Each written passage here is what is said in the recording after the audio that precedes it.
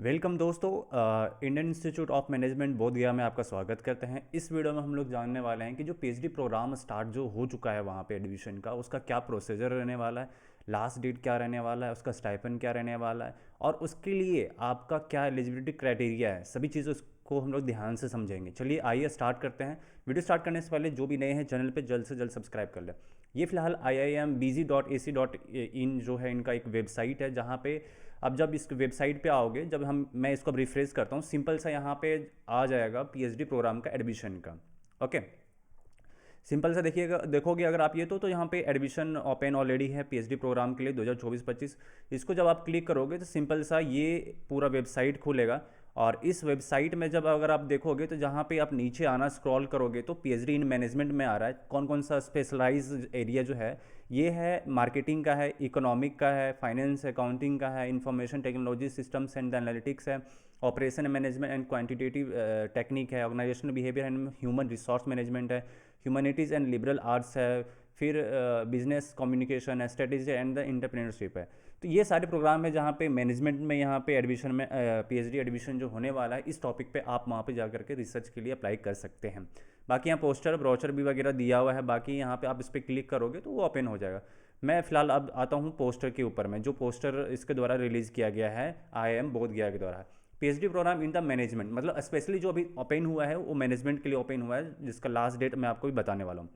जब आप यहाँ पे आओगे तो ये पूरा यहाँ पे, अब जैसे कि प्रोग्राम स्पेशलाइजेशन है तो उसमें ये बताया गया है कि जब आप स्कॉलर बनोगे तो आप will go to the IIM Bangalore जाओगे सेकेंड ईयर में स्पेशलाइजेशन के कोर्स के तौर पे।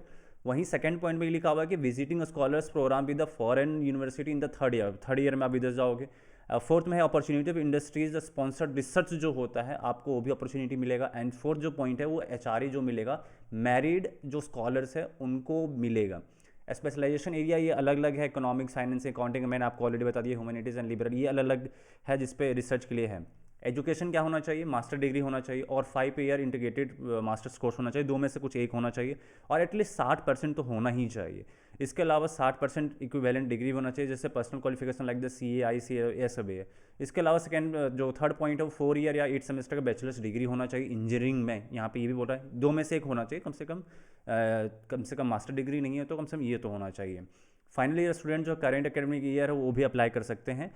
एंड द रिलेवेंट डिग्री जो होना चाहिए वो 30 जून 2025 से पहले का होना चाहिए। ऐसा नहीं कि आप फर्स्ट ईयर में तो अप्लाई करो, नहीं, सेकंड ईयर में तब आप अप्लाई कर सकते हो। Candidates who have the completed the 2 years full time PGP in the last 5 year from the IIM और with the minimum 60% equivalent exempted from the test score. Test score से उनको exempted किया जाता है एंड कैन अप्लाई डायरेक्टली कर सकते हैं। Qualifying exam क्या है, कैट होना चाहिए 22, 23, 24 में से किसी एक का। फिर GRE होना चाहिए, GMAT होना चाहिए, गेट होना चाहिए, JRF होना चाहिए, UGC CSR का जो होना चाहिए रिलेवेंट ये होना चाहिए कि डेट 1 जुलाई 2022 के आसपास है। तो ये यहाँ पे ये बताया गया है।